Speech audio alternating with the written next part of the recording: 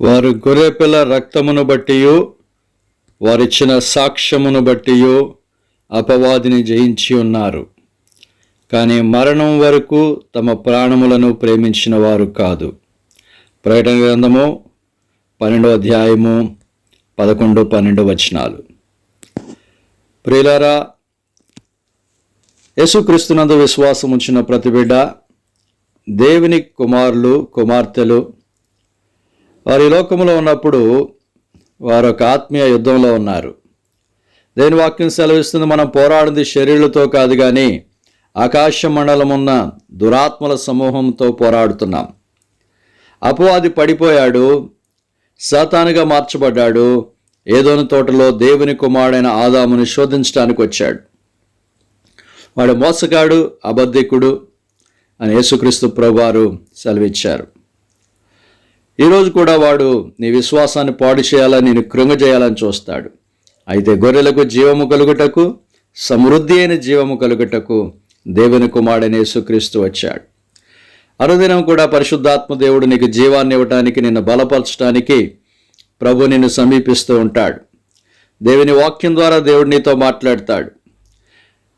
అబ్రహాముకి యెహోవా వాక్కు ప్రత్యక్షమై, అబ్రామా భయపడకము, నేను నీ కేడెమును నీ బహుమానము అత్యధికమగునని మాట్లాడినట్లుగా దేవుడు నీతో మాట్లాడతాడు. ఈరోజు దేవుని వాక్యం సెలవిస్తూ ఉంది, అపవాది తంత్రములను మనం ఎరగని వారం కాదు. వాడు శోధించేవాడు, వాడు అబద్ధాలు చెప్పేవాడు, వాడు నరహంతకుడు, ఎవరిని మృంగుదుమని తిరుగుచున్నాడు. అయితే మన దేవుడు శక్తిమంతుడు. మన దేవుడు శోధనలోంచి తప్పించే దేవుడు.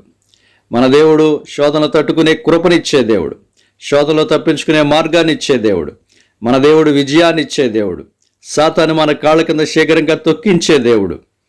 దయ్యములను వెళ్ళగొట్టుటకు, పాములను తేళ్లను ఎత్తిపట్టుకుంటకు, శత్రువు బలమంతటిపైన మనకు అధికారం ఇచ్చినవాడు.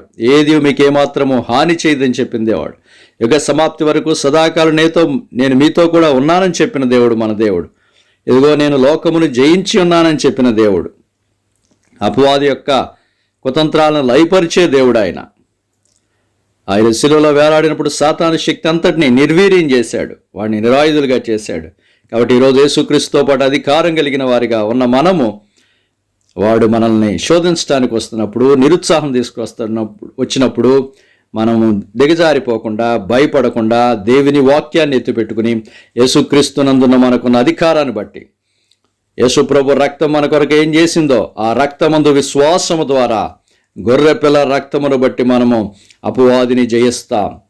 యేసు ప్రభు రక్తము ఐగుప్తులో ఏ విధంగా ఆ యొక్క పస్కా గొర్రెపిల్ల రక్తాన్ని గృహాల మీద, ఆ తలుపుల మీద ప్రోక్షించినప్పుడు మరణదూత ప్రవేశించలేదో, ఈరోజు యేసు ప్రభు రక్తము క్రింద నీవు ఉంటే విశ్వాసముతో, యేసు ప్రభు రక్తము నా కొరకు చిందించబడింది, యేసు ప్రభు నా కొరకు చనిపోయాడు, యేసు ప్రభు రక్తముతో నన్ను కడిగాడు, ఈ రక్తంతో నిబంధన చేశాడు, నేను ఆయన కుమారుడును కుమార్తెను, ఈ రక్తం నన్ను పవిత్రపరిచింది, పరిశుద్ధపరిచింది, నా పాపాలని క్షమించింది, నన్ను దేవుని బిడ్డగా చేసి నన్ను విశ్వాసంతో ఉన్నప్పుడు, యేసు ప్రభు రక్తం నిన్ను విమోచించిందని, నిన్ను నీతిమంతునిగా తీర్చిందని నమ్మినప్పుడు, యేసు ప్రభు రక్తాన్ని నీకు ఒక షీల్డ్గా, నీవు ఒక దాగుచోటుగా నీవు ఎంచుకున్నప్పుడు అపవాది పారిపోతాడు, నీ దగ్గరికి రాలేడు.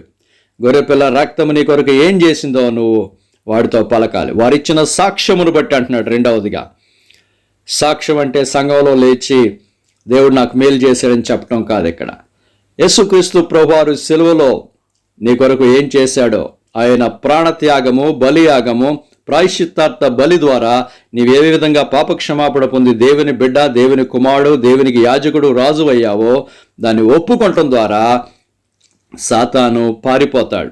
యేసు ప్రభు గారు చెప్పారు కదా, సాతాను శోధించడానికి వచ్చినప్పుడు కొండ మీద మనుషుడు రొట్టె వల్ల మాత్రం కాదు కానీ దేవుని నోటి నుంచి వచ్చి ప్రతి మాట వల్ల జీవించును.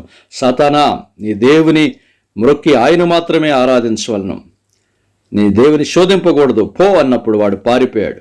అదేవిధంగా యేసుక్రీస్తు ప్రభువులో నువ్వేమై ఉన్నావో, యేసుక్రీస్తు ప్రభు నీకు ఇచ్చిన వాగ్దానాలు ఏంటో, యేసు ప్రభువులో నీ స్థితి ఏంటో, నీ అధికారం ఏంటో నువ్వు ఒప్పుకున్నప్పుడు సాతాను పారిపోతాడు. నీ ఫీలింగ్స్ నువ్వు చూడొద్దు కానీ విశ్వాసముతో నువ్వు జయ జీవితాన్ని అనుభవిస్తావు. ఈ లోకమును జయించిన విజయము విశ్వాసమే. కాబట్టి గొర్రెపిల్ల రక్తాన్ని విశ్వాసంతో ఒప్పుకో.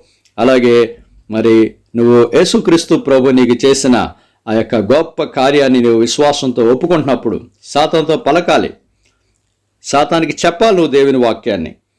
అప్పుడు వాడు నిన్ను విడిచి వెళ్ళిపోతాడు. అలాగే నువ్వు దేవుని ప్రేమించి మరణం వరకు కూడా నమ్మకంగా ఉన్నప్పుడు నువ్వు విజయం పొందుకుంటావు. దేవుడి అట్టి కృప మనకు దయచేయునుగాక. ఆమేన్.